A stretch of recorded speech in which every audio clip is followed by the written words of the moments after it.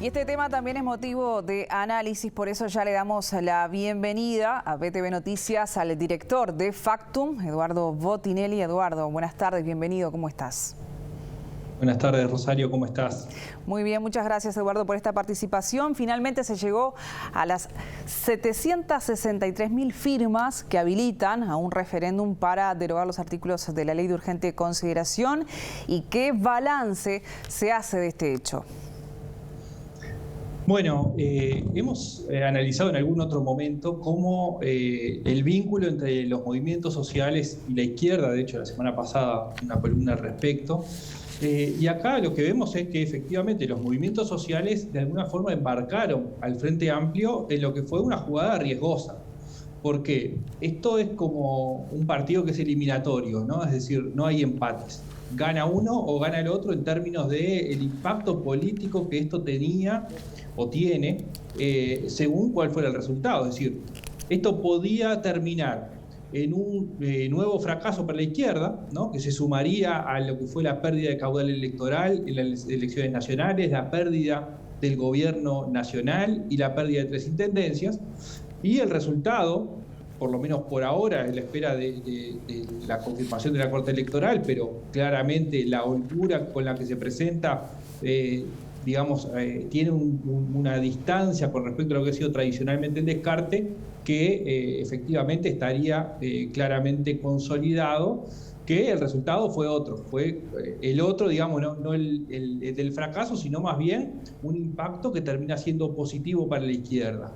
Primero, en lo que fue la movilización, ¿no? Es decir, el primer efecto que esta recolección de firmas tuvo en la izquierda fue la movilización de la militancia social y de la militancia política. Y también en este impacto positivo muestra fortalezas y comienza un nuevo momento que en todo caso analizamos un poquito más adelante. Ahora, esta recolección de firmas tuvo un comienzo, unos elementos iniciales con problemas importantes para la recolección.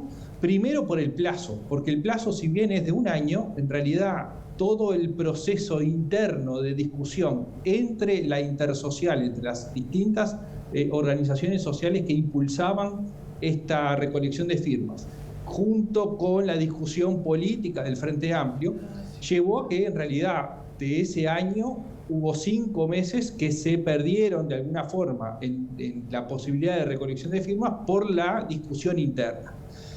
Al mismo tiempo, esta recolección de firmas inicia en un contexto de pandemia que era bien distinto al que había a mediados del año pasado, es decir, al comienzo del plazo de recolección de firmas.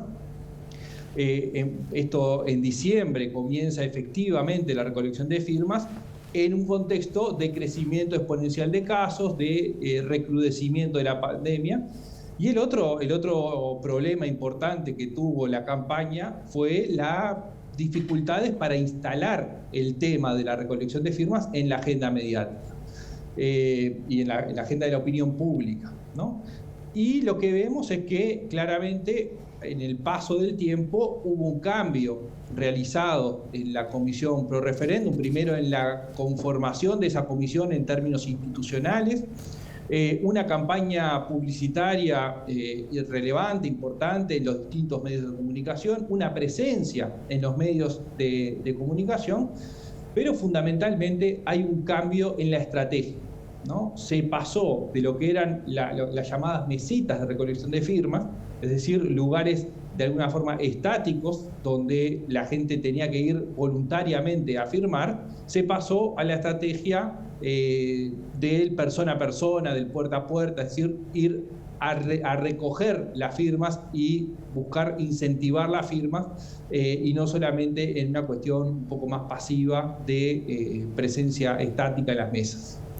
Eduardo, ¿y a qué factores se atribuye este salto en la recolección de firmas de las últimas semanas? Bueno, hay un gráfico que presentó el doctor Daniel Chasquetti en redes sociales, en Twitter, que es interesante porque marca justamente cómo fue la evolución de la recolección de firmas de cada uno de los comunicados oficiales que fue dando la Comisión Pro Referéndum.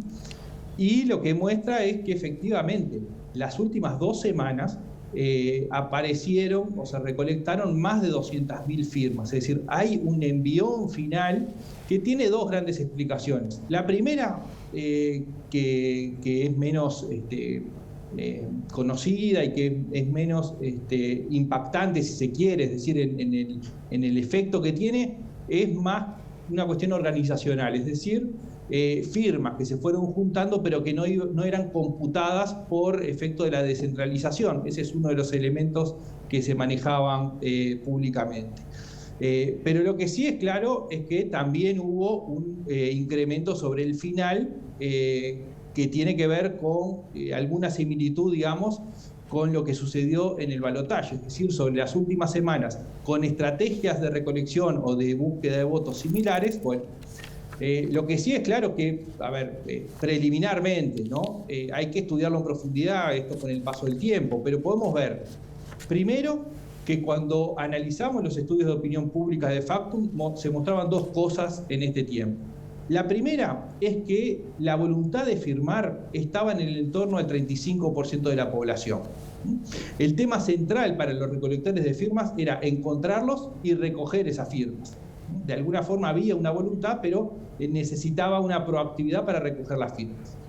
El segundo elemento que se mostraban es que la aprobación del presidente y del gobierno es una cosa, pero los estudios de Factum que hemos visto a lo largo del tiempo mostraban desde hace un año que hay cierto descontento con otros temas que no son directamente la aprobación del presidente y del gobierno en términos generales, sino con temas económicos sociales, ¿no? Por ejemplo, con el empleo, con la pobreza, los salarios, los aumentos de precio en los productos de consumo básico. Segundo, hubo acciones u omisiones del gobierno en el último tiempo que de alguna forma pudieron incentivar a la gente a accionar, ¿no? Un diálogo intermitente, algunas señales de la presidencia en el manejo del poder, los aumentos de los combustibles, el fin de la relación con el GACH. Entonces, de acuerdo a la cantidad de firmas alcanzadas y el ritmo de recolección final, parece bastante notorio que se despertó, por un lado, la militancia social y la militancia política, y por otro, que la gente estuvo más dispuesta a firmar, ¿no? Entonces, esto marca que la izquierda está menos maltrecha que lo que creía el elenco presidencial, mostró una capacidad de organización y de acción que no es menor, más aún en este contexto sanitario.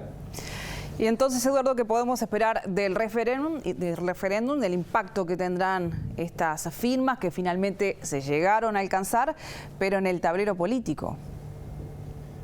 Bueno, empecemos por el final, digamos. Los estudios previos que tenemos mostraban una situación de absoluta paridad respecto al posicionamiento de la opinión pública frente a la LUC. Más o menos la mitad de los que opinaban estaban a favor y la otra mitad en contra. Lo que quedaba es cerca de un 20% que no tenía posición al respecto, ¿no? Sin embargo, esos estudios de opinión refieren a la LUC, a la Ley de Urgente Consideración, y no al referéndum en sí. Este hecho político que se concreta hoy es trascendental, es un cambio político total a lo que se venía desarrollando. Y esto por distintos elementos. Primero, por primera vez en este periodo de gobierno, el Frente Amplio pasa a la ofensiva y el oficialismo a la defensiva. El segundo es que el oficialismo tiene el desafío de abroquelarse o fisurarse, ¿no? Si se abroquela, limita el juego interno de los socios de la coalición. Entonces, ese va a ser un elemento clave para el desarrollo de los próximos meses. Tercero, lo que entra en juego ya no es el contenido de la Ley de Urgente Consideración. Termina siendo una especie de elección de medio término, un plebiscito a favor o en contra del gobierno. Cuarto, es que esto lleva a que el gobierno también tenga que tomar nota de esto y probablemente requiera cambiar algunas posiciones, su accionar, e incluso puede afectar decisiones del gobierno en algunos temas que podría plantearse estando con un nivel de fortaleza mayor, ¿no? Y finalmente, para tener en cuenta un poco lo que ustedes mencionaban en los informes anteriores, son los plazos de la Corte Electoral, ¿no? Hay un plazo para verificar las firmas de 150 días hábiles, que son unos 210 días corridos. por lo que el vencimiento de la validación de las firmas vence aproximadamente el 5 de febrero del año próximo. Se piensa que razonablemente podría terminar antes, quizás en noviembre o en diciembre. Luego hay un plazo para hacer el referéndum, para la convocatoria efectiva, luego de validar las firmas, que son unos 120 días corridos, por lo cual estaríamos hablando de un plazo máximo de aproximadamente el 5 de junio. Pero también con muchas chances que el referéndum se realice en marzo o en abril. Entonces, seguramente esos plazos máximos se acorten, pero lo que sí es prácticamente un hecho es que el escenario político se moverá desde hoy y hasta el primer trimestre del año que viene con una fuerte impronta puesta en el referéndum. Bien, Eduardo, te agradecemos mucho el análisis de esta semana. Que pases muy bien. Muchas gracias a ti. Nos vemos.